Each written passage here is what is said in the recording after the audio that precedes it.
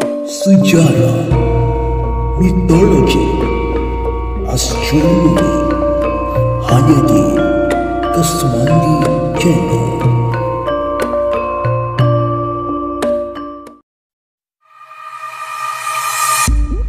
Seiring berkembangnya waktu, peradaban dunia berkembang sedemikian rupa sehingga ke hari ini.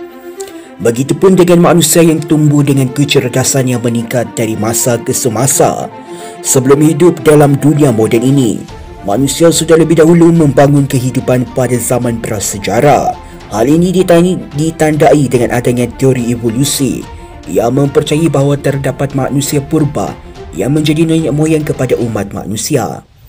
Manusia purba diyakini sudah hidup di bumi ini sekitar 4 juta tahun yang lampau. Manusia purba adalah manusia penghuni bumi pada zaman prasejarah, iaitu zaman ketika manusia belum mengenali apa itu tulisan. Manusia purba boleh dikategorikan kepada beberapa kelompok. Yang pertama adalah Australopithecus africanus. Jenis manusia ini ditemukan pada tahun 1924 oleh anak-anak yang ada di daerah Taung Afrika Selatan. Hidupnya sekitar 3.3 sehingga 2.1 juta tahun yang lampau. Lebih tepatnya, manusia purba yang satu ini disebut dengan kera dari Afrika Selatan. Meskipun sangat sama dengan kera, namun setelah 20 tahun penelitian, jenis manusia yang satu ini resmi masuk ke dalam kategori manusia purba. Secara anatomi, jenis manusia ini memiliki kombinasi fizikal manusia dan juga fizikal kera. Dan yang paling meyakinkan adalah jenis ini memiliki bahagian tulang pinggul, tulang paha, tangan, tulang kaki, bahu yang mengidentifikasikan bahawa anggota-anggota tersebut sering digunakan untuk berjalan. Jenis yang kedua adalah Sinanthropus pekinensis. Sinanthropus lebih sering dinamai sebagai manusia Peking-man. Berdasarkan giginya, jenis ini dikelompokkan sebagai manusia purba dengan isi padu otaknya diperkirakan 1000 hingga 1300 cm padu. Isi padu tersebut sama dengan isi padu otak manusia pada zaman sekarang.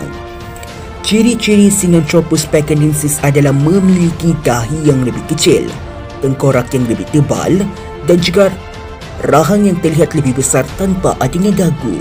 Diceritakan ketika seorang pelombong yang bernama Tom Ziegler pada tahun 1921 sedang mencari biji besi di sebuah gua, tanpa sengaja ia telah menemukan fosil Homo rhodesiensis. Ciri-ciri yang boleh diingat di antaranya adalah memiliki bahagian belakang kening yang besar dan cukup lebar, hidung yang besar, kening yang menonjol, dan di bahagian belakang tengkorak ada tonjolan. Manusia purba di zaman ini sudah boleh berjalan dengan tegak dan menyerupai manusia pada umumnya. Jenis yang ketiga pula adalah Homo cro-magnon.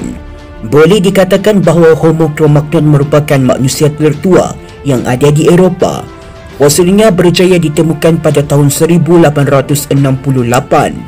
Homo cro-magnon hidup dengan cara berburu dan mengumpulkan pelbagai buah-buahan. Homo cro-magnon memasuki daerah Eropah setelah mereka tinggal di Timur Tengah. Dengan tinggal di sebuah gua dan perkemahan sederhana, mereka mempertahankan hidup dengan sangat baik. Jenis ini mampu berkomunikasi dan sudah boleh menguasai pelbagai kosakata, mampu membuat sebuah karya seni seperti lukisan, pakaian dan lain sebagainya. Jenis keempat adalah Meganthropus paleogeneticus. Fosil jenis Meganthropus berhasil ditemukan di sebuah daerah yang bernama Sanggiran pada tahun 1936. Penemu manusia purba ini adalah seorang ahli arkeologi yang berasal dari negara Belanda. Ilmuwan mengatakan bahawa manusia purba jenis ini sudah hidup sekitar 1 juta tahun yang lampau. Pembuktian mengenai fosil ini dengan cara menggunakan teknik peluruhan dengan karbon. Dengan demikian, para ilmuwan boleh memperkirakan mengenai usia dari fosil tersebut.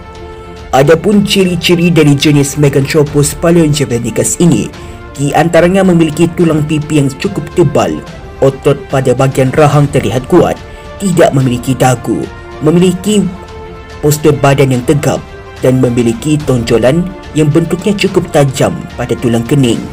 Jenis yang kelima adalah Homo erectus. Homo erectus juga dikenali sebagai lelaki tegak. Mereka dibezakan dari manusia moden dan kumpulan manusia kuno. Ia dipercayai secara meluas bahawa populasi yang sama dengan Homo erectus adalah nenek moyang kepada manusia moden, atau dikenali sebagai Homo sapien. Homo erectus telah diperkirakan hidup berkembang di Afrika 1.8 juta tahun yang lampau.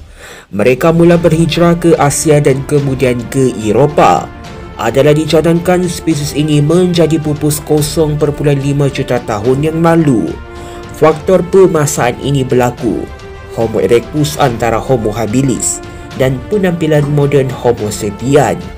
Penghijraan Homo erectus ke Asia dan Eropah muncul 1 juta tahun yang lalu. Baru-baru ini satu penemuan baru menyerahang bahawa individu Homo erectus didapati di Georgia dan ia bertarik kembali kepada 1.6 juta tahun yang lalu. Mereka adalah penampilan pertama hominid di luar Afrika. Juga Homo erectus adalah yang pertama menggabungkan pemburuan sistemik dalam gaya hidup mereka. Mereka adalah orang yang pertama mempunyai masa kecil yang panjang. Homo erectus mempunyai alat membuat keupayaan dan keupayaan menggunakan api, dan juga mereka mampu gaya hidup yang lebih kompleks. Saiz otak dan saiz badan mereka lebih besar berbanding dengan Homo habilis. Saiz otaknya adalah 850 hingga 110 cm3. Saiz badan seorang lelaki adalah 1.8 meter, dan manakala saiz badan seorang wanita adalah 1.55 meter. Yang keenam adalah Homo sapien. Homo sapien telah berkembang 200,000 tahun yang lampau di Afrika. Tingkah laku mereka telah berkembang selama bertahun-tahun dan menjadikan mereka berjaya menghadapi cabaran dalam persekitaran yang tidak stabil. Berbanding dengan manusia terdahulu, manusia moden memiliki rangka yang lebih ringan. Manusia moden mempunyai leher femoral pendek yang melekat pada kepala yang lebih besar. Saiz otak mereka diperkirakan adalah jauh lebih besar dari sekitar 1,200 cm3. Terdapat lagi pelbagai jenis manusia yang telah dikenal pasti yang hidup pada zaman prasejarah.